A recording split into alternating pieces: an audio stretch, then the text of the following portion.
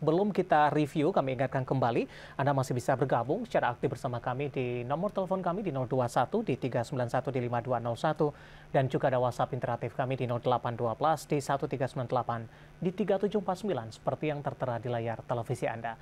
Dan saat ini kami sudah terhubung melalui Zoom bersama dengan Bapak Octavianus Audi yang merupakan pengamat pasar modal. Kita akan langsung sapa saja. Pak Audi, selamat sore. Apa kabar, Pak? Selamat sore Pak, kabar baik, terima kasih. Terima kasih Pak Audi sudah meluangkan waktu di Idea Channel. Di sepanjang perdagangan hari ini, indeks harga saham gabungan lebih cenderung bergerak sideways sepertinya. Pak Audi tadi sempat ke 7252 ke zona merah, kemudian berbalik ke zona hijau. Namun di penutupan sesi kedua di perdagangan hari ini, eh, penguatannya terbatas, hanya menguat di 0,02% dan tampaknya level 7.200-an tidak mampu dipertahankan oleh indeks harga saham gabungan. Bagaimana Anda melihat, apakah posisi ini juga cukup mencerminkan sikap wait and see para pelaku pasar terkait dengan suku bunga The Fed, kemudian juga pengumuman suku bunga Bank Indonesia, Pak Audi?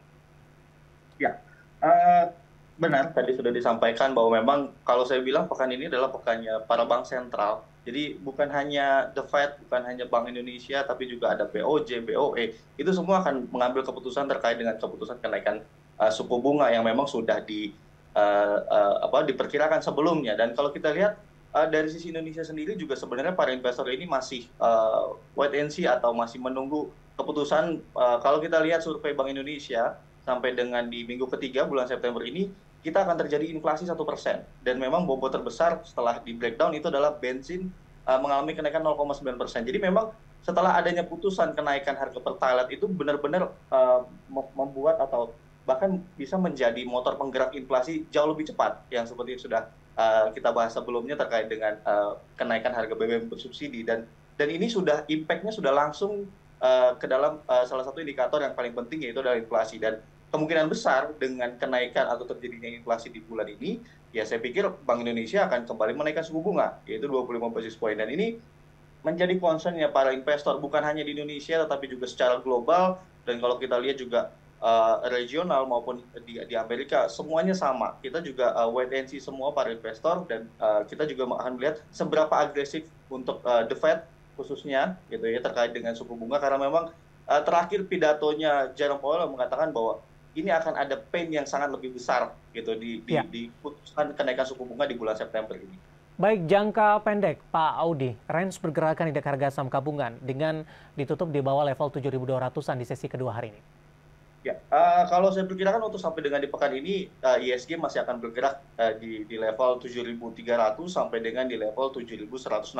Jadi memang range-nya ini masih di dalam zonasi yang resisten kalau kita lihat jangka menengah. Jadi memang level ini masih terus menjadi titik pemberat. Dan kalau kita lihat beberapa kali ISG mau mencoba naik ke atas 7.350 ke atas itu sangat susah sekali. Dan memang faktor-faktor atau indikator baik dari dalam negeri maupun luar negeri, khususnya komoditas, memang yang menjadi pemberat saat ini adalah itu menjadikan ISG agak sedikit sulit. Dan kalau kita lihat ditambah lagi dengan keputusan suku bunga pada pekan ini, saya pikir para investor ini akan jauh lebih menunggu seperti itu.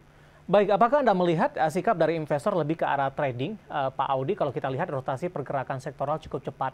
Hari ini energi dan perbankan kembali mengalami koreksi, meskipun di penutupan sesi kedua koreksinya sudah cukup terbatas. Yang cukup kentara adalah dari energi ini. Hari ini, terutama dari saham-saham Grup Bakri, mengalami koreksi yang cukup dalam.